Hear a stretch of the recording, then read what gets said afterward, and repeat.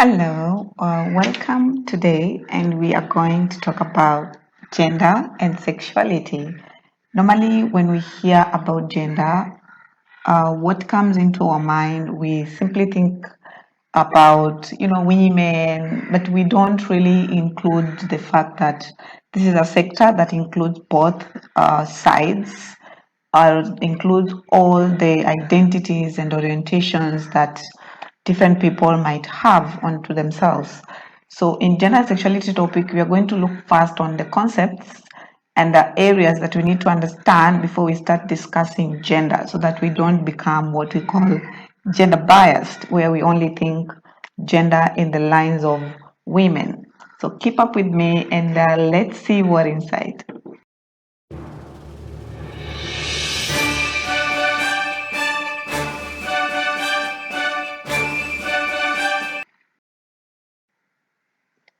Okay, so our first concept is sexuality.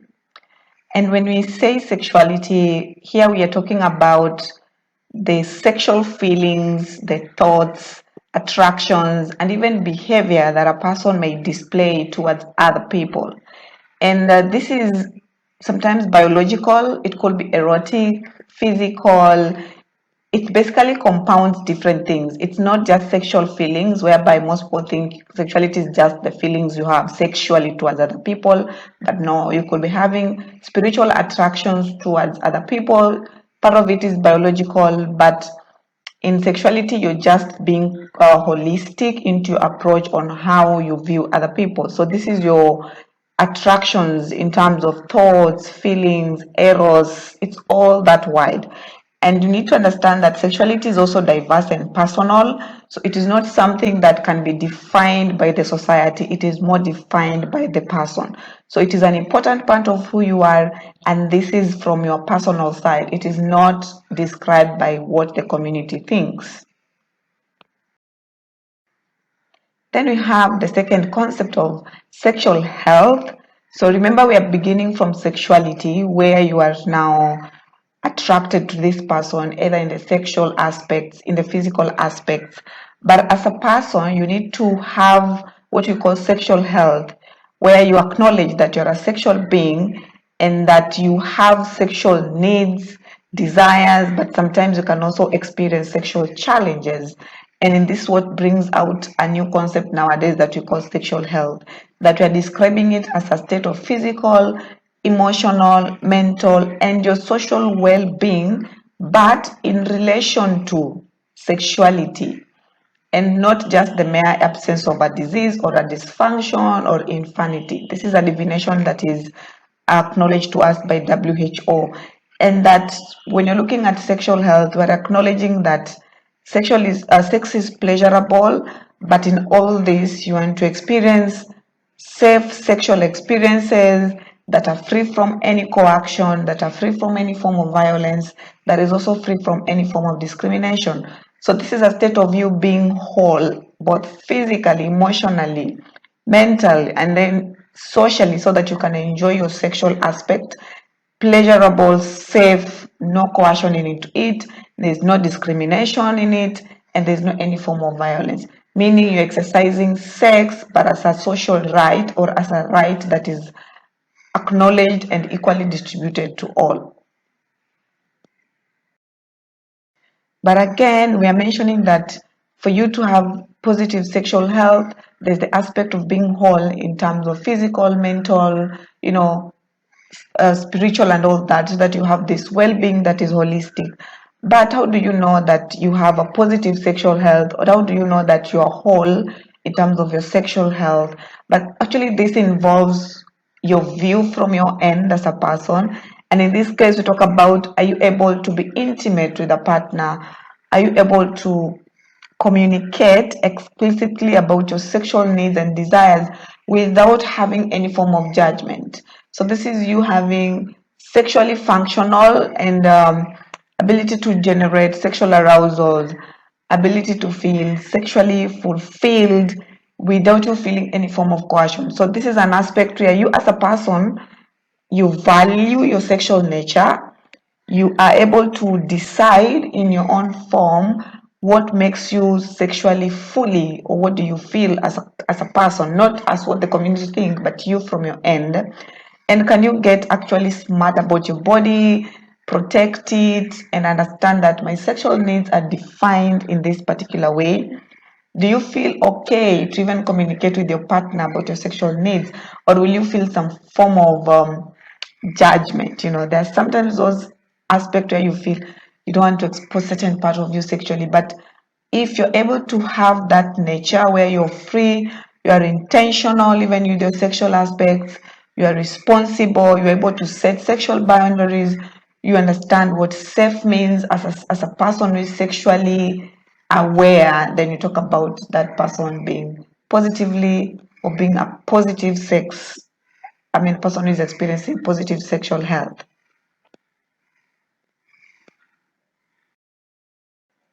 Then that concept is around sexual orientation. Sometimes this gets confused a lot, because we will see next where we have also the word sexual expression. But sexual orientation, it's not how you express. Rather, sexual orientation, it's a group of a pattern, or it's a pattern of how romantically or sexually you are attracted to persons of the opposite sex or gender, or someone is attracted to same sex, or someone could be attracted to both.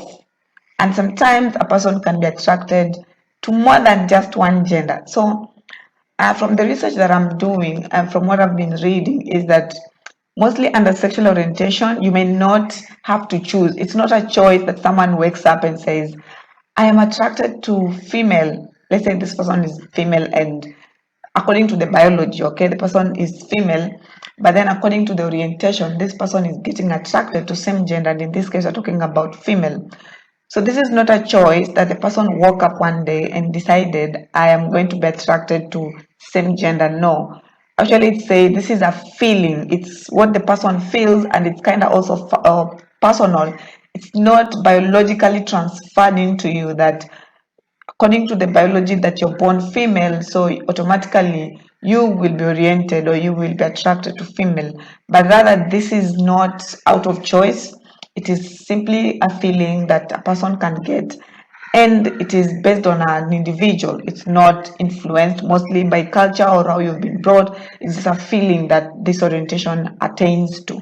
So it is a pattern of romance, and that is aligning to a sexual attraction to either persons of the same sex, opposite sex.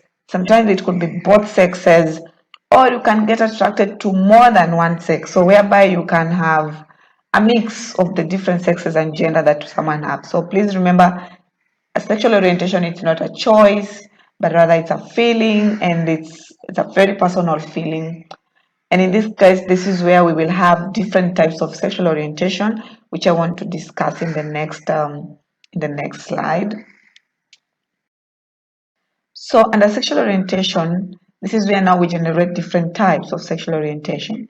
So I will start with the first, which is heterosexual. And in heterosexual, we talk about where the person is getting attracted to the opposite sex.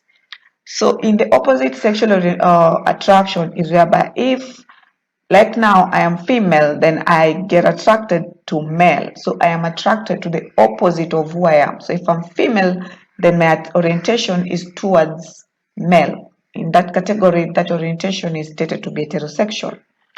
Then on the bisexual, if a person is getting attracted to either sexes, so a bisexual is having an orientation or an attraction which is of the either. So for instance, I am female, but I can have an orientation or an attraction of either male or also female. So I'm getting attracted to both in this case. So in this case, you get these feelings of attraction to female, but again, you have this sexual attraction also to male. So you have both expressions in this state. Then in homosexuals, this is an attraction now, or a sexual attraction where the person is getting attracted to their own sex. So if I am female, then I am getting an attraction of female only. So in this case, I am a homosexual. If the person is male, then gets the feeling or the attraction towards fellow male. So this is also homosexual. So if the homosexuality in this case, we talk about getting attracted to only female, if I'm female, then we call that person the lesbian. And if the other person is male but getting attracted to fellow male, then you describe that person as gay mostly. But sometimes you find also the gay term nowadays is being used interchangeably, whereby it can describe also instead where a female gets attracted to fellow female biologically, but the way they express themselves could be the female is having an expression of masculinity in it. So in this case, we'll talk about, yeah, female biologically are taking attraction to fellow female biologically, but the expressions are expressing gay in this state. So homosexuality is also kind of broad, but as we say, this is a feeling, it's not a choice, and the descriptions around it will also based on various concepts that you'll also see later on. And then we have pansexual. So the pansexual orientation, this is attraction towards people of any gender identity. You do not have a specific biology that you attach to. So like the way we are saying homosexual is attracted to fellow female or male, but pansexual, this one can have an attraction of either gender. They can get attracted to gay, they can get attracted to lesbian, they can get attracted to what we normally call straight. And so they don't have a peak. Let me say they don't have a peak or a side that you say, I'm attracted only to this. No. They get attraction to all types of persons and identities. Then we have asexual. In a sexual, this is a category of orientation where we say the person is not sexually attracted to any other person. They don't have any sexual attraction to any particular person. Some people say could be these people don't experience any form of sexual arousal, but actually in state, this is a state whereby this person does not have any sexual attractions of any other people. Okay, so under asexual, we say sometimes, let me just go to where they are with my pointer. So under asexual, we say this person sometimes, or the asexual person sometimes may not experience any sexual feelings at all, or any sexual arousal at all. So it's an area where people also have a lot of questions. All right, so what are scientists saying, around sexual orientation? Like the way we say this is a feeling, it's not a choice someone wakes up and chooses. And in this case, there's some researches going on, and a lot of people are becoming more empowered and exposed around sexuality. And scientists are actually saying sometimes, which is still a theory going around, that sometimes the sexual orientation is the result of a combination of various factors, and it's being stated that there is environmental, there is emotional, hormonal, and also even biological aspects coming into it, and it's still not proven. Okay, it's not yet proven. So these are just concepts being brought out to try and understand the concepts around sexuality and around sexual orientation. Some people say the emotions and this orientation that people get could have been influenced by the environment they have lived in. Could be the family setup, the interaction they're having with people, but also there's the emotional maturity and exposure, how the person has emotionally been exposed and oriented in the different environments could be a contributing factor, hormones, and also biological factors. So just understand that many factors could contribute, but most of the existing concept right now is that a personal sexual orientation is a feeling and it's not a choice that someone wakes up. Then the fourth concept is the gender identity. Gender identity is simply your internal, your personal internal. This again is personal, okay? So this is your internal and psychological sense of yourself. So as a person, what do you psychologically identify as? Do you identify as female? Or do you identify as a woman, as a man, or do you have this identity that you feel is both? Are you an in-between? Neither? Or could be something else that is not yet defined. And so when you're determining gender identity, again, here we go, this is the person who can determine this. And it's different. You need to know that the identity here is different from your biological sex, whereby biology it's determined by physical features, okay? And mostly this is determined during birth when someone is born, and they check on the reproductive organs and they give a decision that this is okay, this is a boy or this is a girl, and so we will call he or she.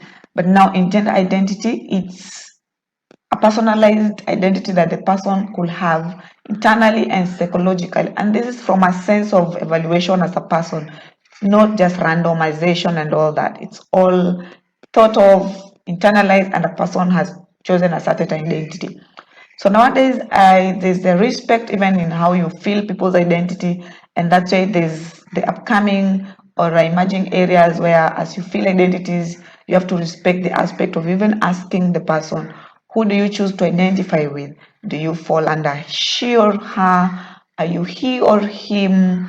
Do you identify as they or them? And so it's becoming broad, and you need to respect that. Sometimes you can have an in-between, and as an in-between, sometimes they have to identify as she or him and they or them, because you need to respect that the identities are not just binary, where we say it's either a he or a she, okay? It could be I have an in-between, could be having someone with neither, and so you have to respect all of those forms. Different gender identities that we have. This is also broad, but I will start with what we normally know, where we have the cisgender, or the shortened as cis. So in cisgender, here we say it's someone whose gender identity matches the sex that they were assigned at birth.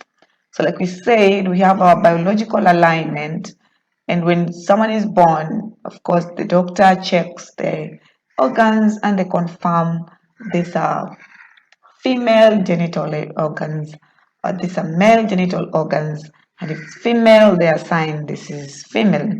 If male, they assign this is a man. So if the person's gender identified as per what was determined at birth, then this person is a cis. So if someone is cis male or cis man, then we mean this is a man, and that is the gender they were assigned at birth. But then we have the new category of trans, and under trans, this is an umbrella that is used by people who choose gender that does not match the sex they were assigned at birth. So for example, if someone is trans woman, then this is a woman who was assigned male gender at birth, or was assigned as man at birth. But now this person has chosen an identity that is female, so we call them trans woman. I hope it's clear then. If you feel it's not clear, feel free to put on questions on the comments, and then I'll be able to address them as we move.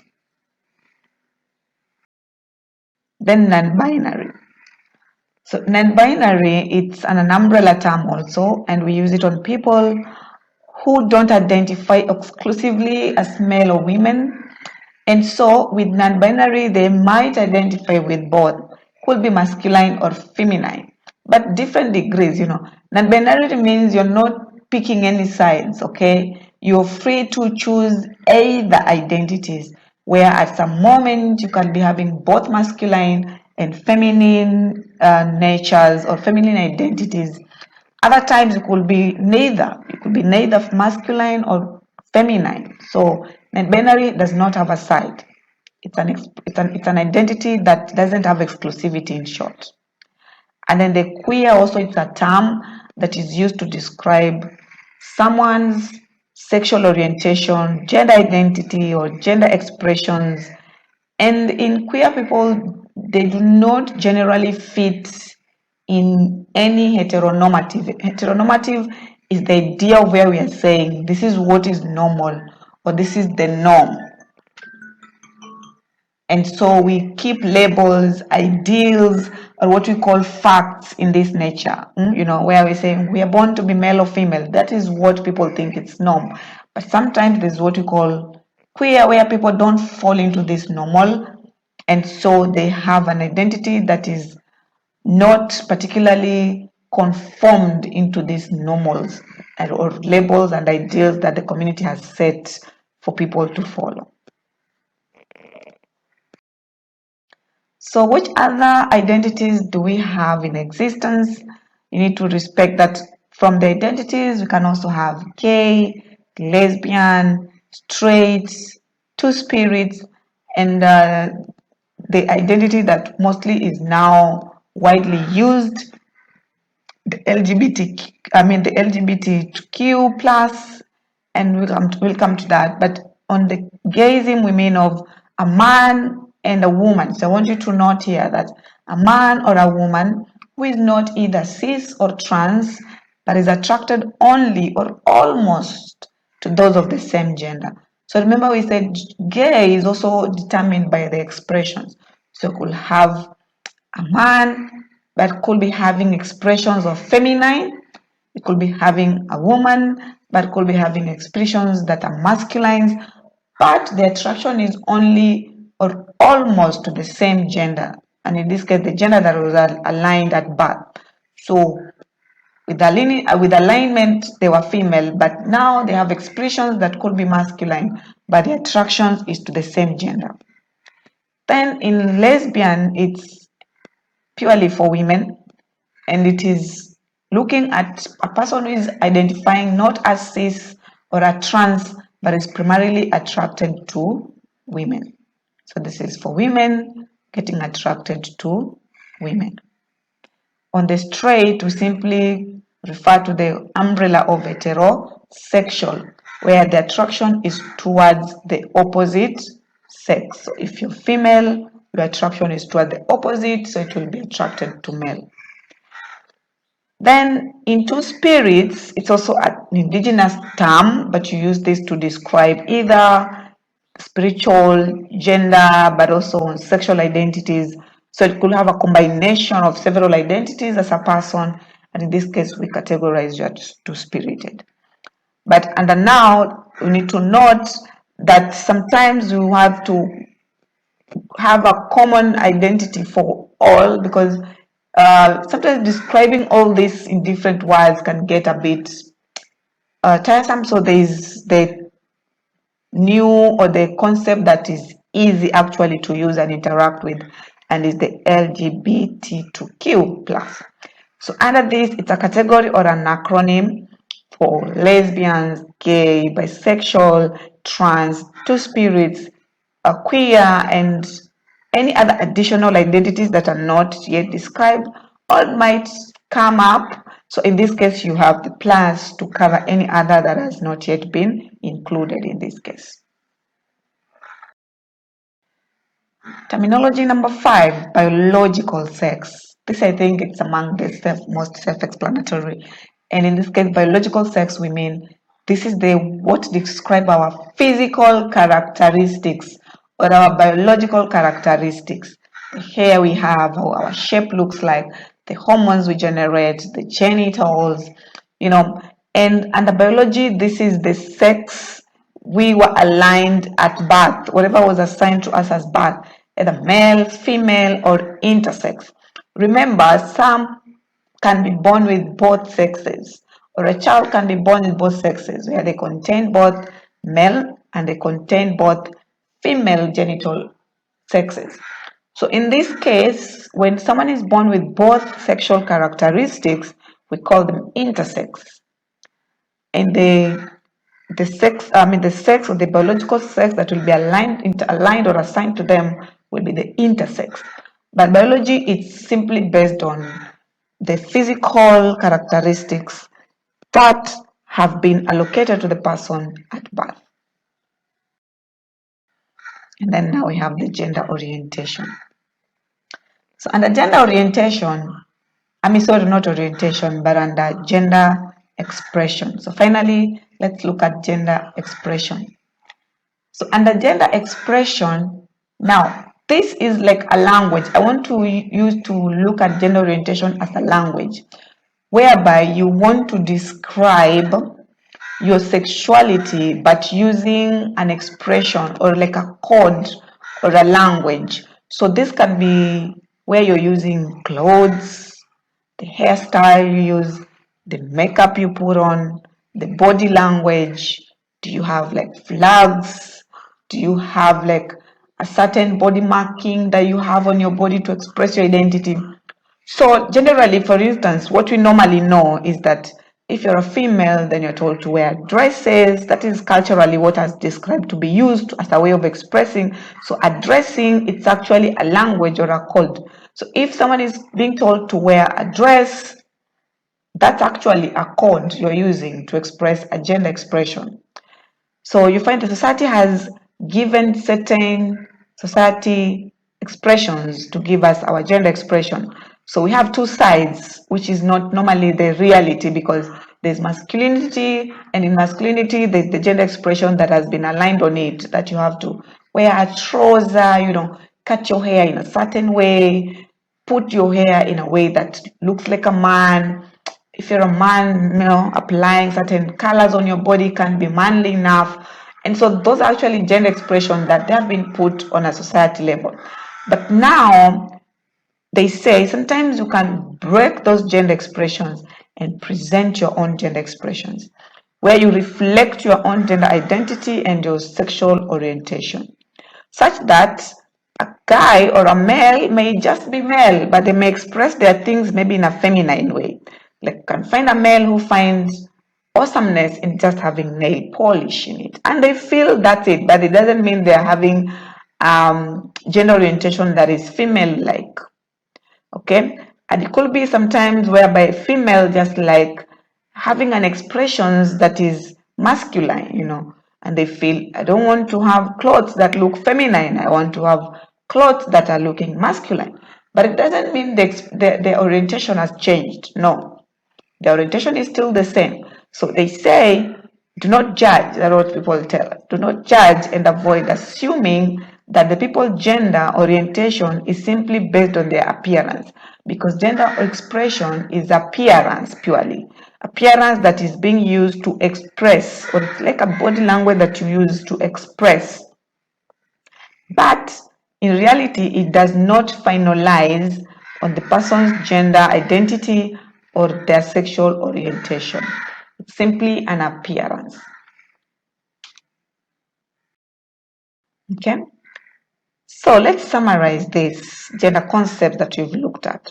So simply, the different terms we have described here, we are looking at the definitions, but I want you to know and to acknowledge now that when you're expressing or when you're explaining sexuality and gender, you need to remove the binary aspect where we say things come in two, where you're always being told you're either a man or a woman, just like here, where you're only told you're either a man or a woman as per gender identity. But we forgot that you could have in between, where the people who they don't identify as man or woman, they're in between. So you need to acknowledge that at any given moment, there's always a different view to what you know. Where we are always under expressions, we're always told either you express as feminine or you express as masculine.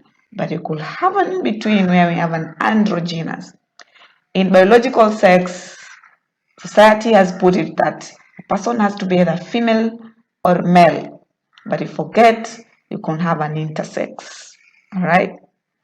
And finally, on orientation or sexual orientation, there is the heterosexual, and then we have the heterosexual here, and then we have the homosexual. But please remember, we can have a bisexual. So this is a summary. This is what you call the gender-bread person. So it's developed to help us summarize this concept around gender and identity and sexuality. So the major concept is gender identity, which we say this is personal. It's not put on you by anyone. It's up to your personal introspection and simply checking on yourself and having this identity that you choose. So it's a mind, it's in our decision as a person. Then orientation, we say these are sexual feelings that you could have different towards a person, or could be of the opposite, same, both, or either, or neither. While biological sex, it's simply biologically assigned based on our reproductive organs. And then expressions now is the language or the code that we use to give an expressions of either gender or orientation. But it's not a final say that what you express is a primary replica or expression of your orientation. Coming to the last word, what we call body mapping. So in body mapping, it's a concept nowadays used to help us catalyze, especially when you're dealing with youth. You want to catalyze or help a person to express themselves in form of their sexual nature and what they feel. You want to explore their feelings, where you want to explore their emotions and understand what is their sexual um, understanding. So it's a concept used mostly when you want to do sexual studies and reproductive health studies, where you want to explore the sexual and sexuality of people, their pleasures, what do they understand, what is their perception towards their bodies. When you want to have a very frank and open discussion around sexual behavior, we usually use what we call body mapping. So in this case, the body maps, they're used to probe topics around sexual behaviors. So for instance, you can ask people, when you're sexually aroused, what do you feel in your heart? And so they will tell you what they feel in their hearts. Or you can move toward the genitals and tell them, if you touch your genitals, what do you feel around it? So this is mostly used when you want to catalyze discussions around sexualities, sex, especially when you know in a certain environment, most people don't feel comfortable discussing sexuality. And so when you want to bring this frank and open talk around sexuality, then you can use a body example. Sorry, for instance, here's an example whereby in body marking you want to link the body signals to the feelings. So in this state, you can tell, for instance, ask someone, when somebody tells you, I love you, when you hear those words, so you're using the ears in this case here, the ears to explore. When you hear those, or when you listen to that, what do you feel? So if someone is asexual, or in this case, asexuality, they'll tell you, I don't feel anything. Because by orientation, this person is asexual. Or what do you feel when maybe you are in that moment of pleasure? What is your breathing? And one could tell you they breathe very fast. Or how do you feel on your skin? So you want to explore their body expressions and what do they feel when they're in these various natures and expressions and sexual feelings. So sexuality is a very interesting topic, and I always encourage people, if you have time, just research further and get to understand all these terms that sometimes you misinterpret them or you simply don't understand because you've not taken time to learn and study them. So let me now wrap it up, but bring in a few current trends and development where we have communities integrating and having this integration of sexual health into our care. And it is now being acknowledged even as a client comes to the hospital and you want to discuss to them about sexual health.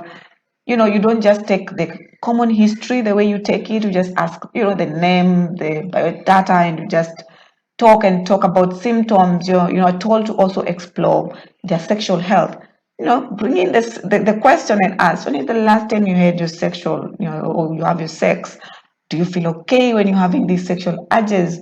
How do you feel? Do you feel ashamed? Do you enjoy? So you are allowed to explore with your client their sexual feelings. Attitude is also changing now towards sexuality, and people are embracing that actually sexual health is part and parcel of us. We are sexual beings, and you cannot be discussing everything in your medical practice and you don't want to bring in issues of sexual health. So it's being integrated, and we are acknowledging that in this practice, we still have to incorporate sexual health and reproductive health needs of our patients. But again, there's inclusion now that as much as sexual health, according to history, it used to be adulterated or adulterated only. Now we have to bring in the new category of age, and that is incorporating sexual health with adolescent and youth. So in this case, we have a new component that we talk about: adolescents, youth, sexual and reproductive health rights. So what is commonly known as ASRH, which is a component that covers just the adolescents and youth, but exploring the components around sexual and reproductive health needs, where you're checking on issues like STIs or sexual transmitted infections, or HIV and AIDS. You want to explore issues around contraception and safe sex. You want to talk about issues of mental health and safety. You want to explore with them what do they understand about their rights. So you're empowering this youth by understanding that they can make informed decisions in relation to their sexualities, their identities, their nature of understanding, and what do they understand when it comes to sexual. And this was a component brought in because uh, there was a lot of prevalence in terms of increase in teenage pregnancies, increase in lack of knowledge around sex and safety. So youth really didn't know this, and as a result, nowadays there's establishment of youth centers, or what we call youth zones. So like in Kenya now, we have the county government coming in with sections of youth zones, in the hospitals to just accommodate the youth needs, so that the health system is able to meet the youth sexual health needs, where a youth can visit these youth zones, get a nurse or a doctor who just focuses on youth sexual needs or youth health needs, and they can extensively explore with the youth, to make decisions around this area without any form of judgment. So the youth-friendly services are upcoming, but the agenda is to just cover, this special population of youth and adolescents. So here we are addressing the provider bias and service quality. Most youth used to complain, like, I go to the clinic and I meet this nurse who is just judgmental because maybe the youth wanted to access condoms, for instance. And so this youth feels the judgment in it. And so you wanted to address this bias. We wanted to ensure there's quality in service provision. So we wanted to develop engaging messages that the youth can read or listen to or watch, that can give them informed choices. So there's a lot of advocacy now around the government establishing youth-friendly cities or youth-friendly health centers and youth-friendly hospitals that are covering all these youth and their needs. And of course, making data on youth, sexual and reproductive health visible or present so that people can read and learn. Because you say, you don't want people to get sexually transmitted infection because of lack of knowledge. It's really sad when someone tells you, I wish I knew, okay? So you rather tell someone than assume and tell them this is a taboo. You can't talk to people, to youth or students about sexuality and identities. Yet when the effects of that lack of knowledge starts coming out, then you start going out and blaming. You can't, it will be actually we call that a form of gender violence, because you are denying someone this access to knowledge that could have protected them from illnesses, could have protected them from these unwanted pregnancies, and could have protected them from these risks that you think they may not get into if you don't tell them. Because the assumption most people tell, what you don't know can't hurt you, but actually in reality, what you don't know can hurt you badly. So you rather know than just assume and let someone risk it, yet you could have protected them. I'm passionate about these sexual issues because I get so many questions, people asking, and they come into my inbox and they ask or they call and ask so many things around it. But in reality, I think all of us have All of us have responsibility, especially as healthcare providers. We have a responsibility in promoting this adolescent sexual and reproductive health, be it by advocating for safe sex or advocating for availability of these youth and reproductive health needs and rights and meeting of these requirements for them, but also we need to participate in health education. We need to lobby and work together with the health systems and advise. Look at policies that are youth friendly.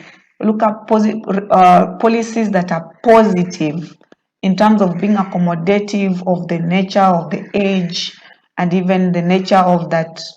Even at that adolescent age, there could be reproductive health. I want people not to look at sexual health as whereby you think everybody's just doing sex. It's not sex.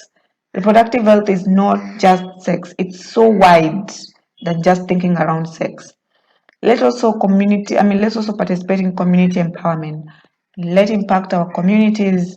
Let have them know that apart from the health workers being the frontliners when it comes to preventing, treating, and curing all these effects of reproductive health practices, the community also have a responsibility to be responsible, but also to get empowered and to practice the right sexual practices and to practice and prevent or advocate for proper reproductive health practices.